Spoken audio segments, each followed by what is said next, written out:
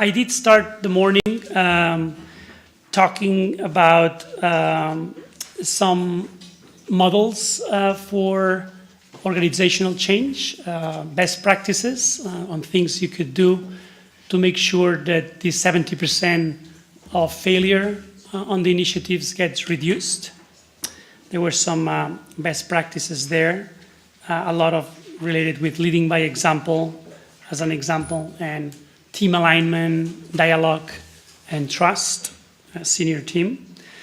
Then Georgina talked about narcissistic leaders and some of the destructive behaviors that those strong narcissism or narcissistic leaders express. And it was more the movement between the I to the we in terms of thinking and mindset. She told us there is some hope if we incorporate feedback and some development programs or coaching. Then we had Erica talk to us about business and brands as a force for good. So what's the role of brands? What's the role of organization in moving the needle in terms of making a better world? Some key readings you shared with us, Erica, that we could use to learn more. Some successful companies or brands, at least with the current measurements, that did something good or won some awards. And also we talked about some qualities of these companies and leaders. What are the qualities and the role of the leader? Konstantin talked to us about conscious companies and the conscious capitalist movement.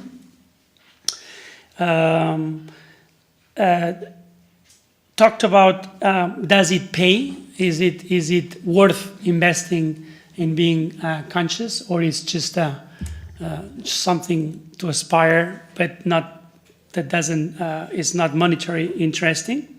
And actually, the research shows that it is interesting. Seems to be interesting. There was also a test and an assessment that different companies can do to see how conscious they are, and maybe, again, just take it from there in terms of improvement. Xavier, just before lunch, talked to us about emotional intelligence and leadership from a neuroscience point of view. And emotional intelligence defined as 3 key components: decision-making, collaborating, and stress management. And a little bit of some of the conclusions of that session was it's about you. It's not something that happens to others, but it's just about me, about all of us. And it's also all about love, which was a nice ending.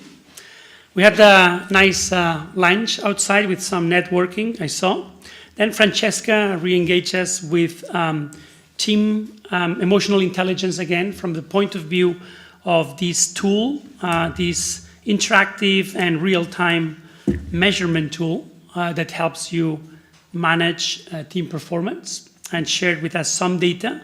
And some of the key factors I picked there were the importance of alignment, communication, and again, emotional intelligence in teams.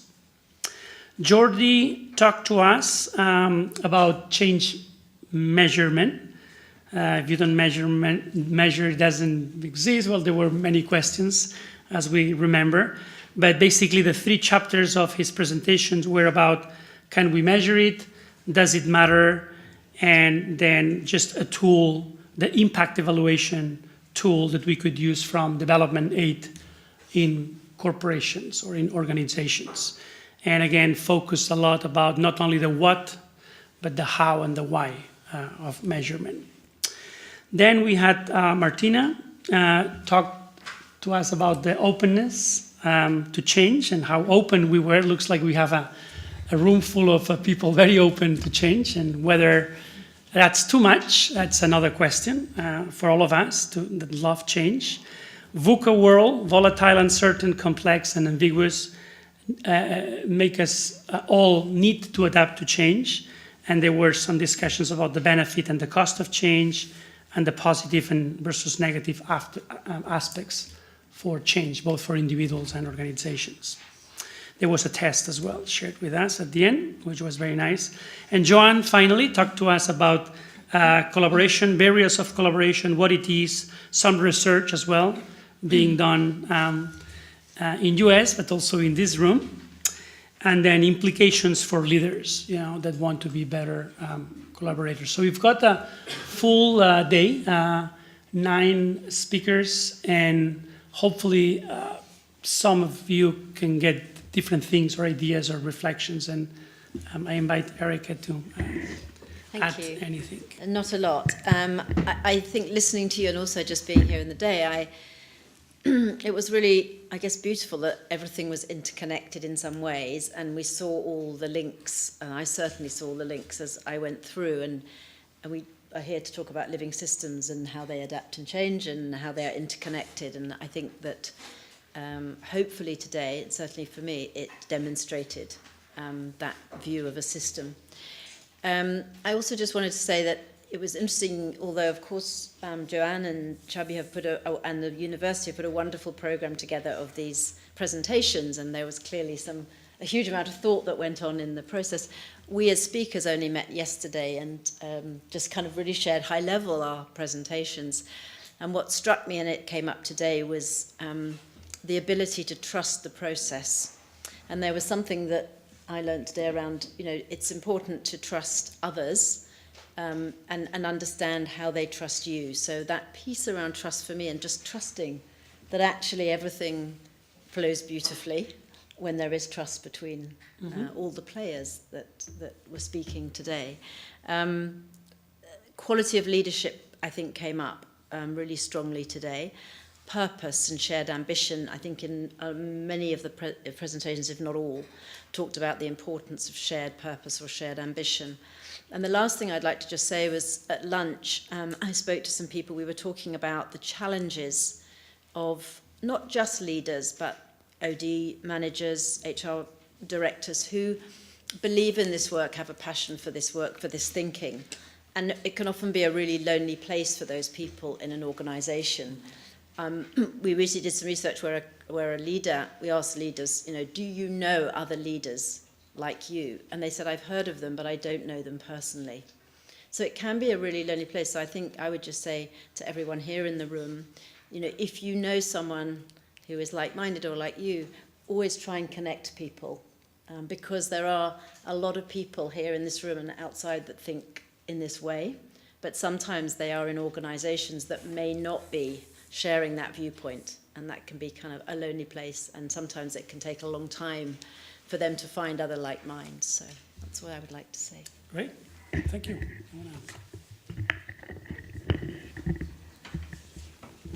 Thank you, Rico. Well, speakers, participants, friends, it's time to officially close this Pinea3 Living Organizations International Congress, and I would like to thank you on behalf of the University of Vic, Universitat Central de Catalunya, for your participation in it. Your presence and your actions have undoubtedly contributed to the success of this Congress. In a very special way, I would also like to thank and acknowledge the great organizational effort that has been carried out by Pinea3, by TAGA, by the Department of Business Studies, and from the School of Continuing Education at the university. To all of them, thank you for your dedication and commitment. Many interesting ideas have been debated during the course of the Congress. We have been able to compile contributions, experience, and best practice. 9 papers have been presented on various subject areas, all of them with a common thread: the major social, cultural, and economic change our century. It has become evident that in our business environment there is a growing and proactive interest to undertake profound change in organizations, change that go far beyond the superficial. Meanwhile, there is a need to do things differently, to get differently results. Because of this, we have started talking about engagement, strategy, collaboration, new paradigms, values, change, transformation, organizational power, personal development, and etc., etc. At the same time, after years of much needed structural and strategic reforms, there has been a shift towards the people. We need to understand the person as a unique driving force for and profitably. And finally, it has become clear during the course of the Congress that it's possible to manage organizational change from a strategic, humanist, and systemic approach. That it's, from me, I'd only like to express once again our deep gratitude and appreciation to all the speakers, participants, and organizers. And we will send you at your emails the links to videos of all the interventions, and I encourage you to start working on the implementation of the third Congress. Thank you so much.